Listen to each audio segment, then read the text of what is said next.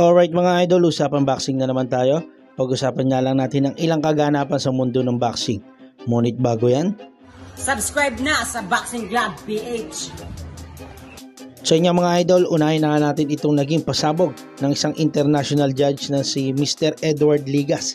So sa kanyang Facebook page mga idol, sinabi nga nito na posibleng nga raw maganap ang matagal nang hinihintay ng mga tao na bakbakan sa pagitan niya ni Naoya Inoue at John Riel Casimero.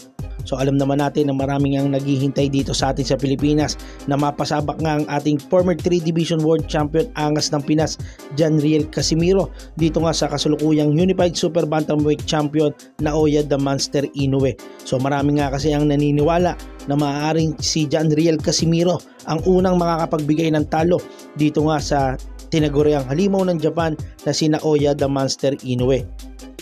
Pero mga idol, kung atin namang maaalala bago pa mag-post itong si Edward Ligas, nauna na nga rin pinapayawan ni Naoya Inoue ang posibleng bakbakan nga nila ni John Riel Casimero. Kasama na nga rin dyan ang 2 Division World Champion Luis Pantera Nery. Sa isang interview nga po kasi rito kay Naoya Inoue mga idol, napag-usapan niya ang posibleng bakbakan nila sa pagitan ng ating Unified Super Bantamweight Champion Marlon the Nightmare Tapales. So bakbakan nga ito para sa undisputed Super Bantamweight Division. So ayon nga rito kay Naoya the Monster Inoue mga idol, inimbitahan niya pa ang kapwa niya hapon at minsan na rin tinalo ni Marlon Tapales na si Teshigawara para manood niya ng mga naging laban nitong si Marlon Tapales. At dito nga mga idol, ibinida nga ng hapon na mas magaling pa pala sa inaakala niya itong si Marlon the Nightmare Tapales. At base nga sa mga video clips na napanood niya mga idol, nabanggit nga ni Naoya Inoue na tila mas magaling pa nga raw itong si Tapales kaysa sa dati niyang tinalo na former Unified Super Bantamweight Champion Stephen Cool Boy Step Fulton. Kaya naman masaya nga raw sa mga idol na napag-uusapan na ang posibleng bakbakan nila para naman sa undisputed Super Bantamweight Showdown. Pero mga idol, dagdag nga ni Naoya Inoue na kung sakaling ang manalo siya rito kontra sa ating kababayan na si Marlon Tapales, hindi nga raw siya basta-basta aalis sa Super Bantamweight Division.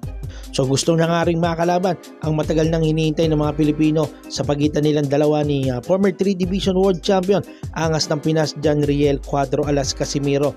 Kasama na nga rin dyan mga idol ang former 2 Division World Champion Mexican Luis Pantera Nery. So ayon niya rito kay Inoue, alin man sa kanila pwede niyang labanan, either si Luis Nery o kaya si John Riel Cuadro Alas Casimero. Pero giit nga ng tinaguriang halimaw ng Japan Naoya the Monster Inoue, kung sakaling makalaban niya nga raw sina John Riel Casimero, kailangan nga munang sumailalim sa drug test nitong tinaguriang angas ng Pinas John Riel Cuadro Alas Casimero. Giit nga kasi nitong si Naoya Inoue, siya nga raw regular na nagpapabada testing. So mga idol, natural lang naman na magkaroon ng drug test bago ang laban. Pero hindi ko lang alam kung bakit yun agad ang naisip ni Naoya Inoue na ibungad o maging kondisyon dito kay John Riel Casimero kung sakaling ang maglaban sila. So hanggang dito na lamang muna mga idol. Maraming salamat sa mga tumutok. Huwag niyo po kalimutan suportahan itong ating mga videos. Please like, share, and subscribe. And please support boxing. Thank you.